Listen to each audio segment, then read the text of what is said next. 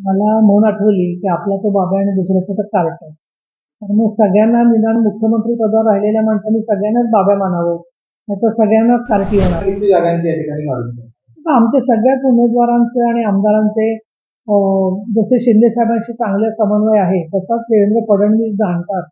त्यावेळेला सुद्धा आमचे 5 आमदार शिवसेनेचे कोल्हापूर जिल्ह्यामध्ये होते. त्याच्यामध्ये सुद्धा फडणवीस साहेबांना पाठिंबा दिल्यावरती त्यांना मुख्यमंत्री होण्यात सुद्धा आमचा सहभाग मोठ्या प्रमाणात राहिलेला आहे. आणि त्यामुळे धुसफूस म्हणण्यापेक्षा प्रत्येकाची आकांक्षा योग्य आहे.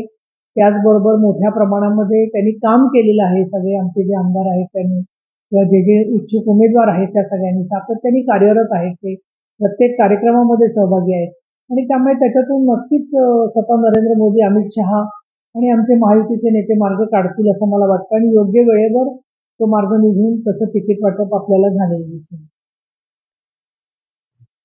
हा, मी माननीयच म्हणून माननीय उद्धव साहेब माजी मुख्यमंत्री यांनी कार्ट असं केलं.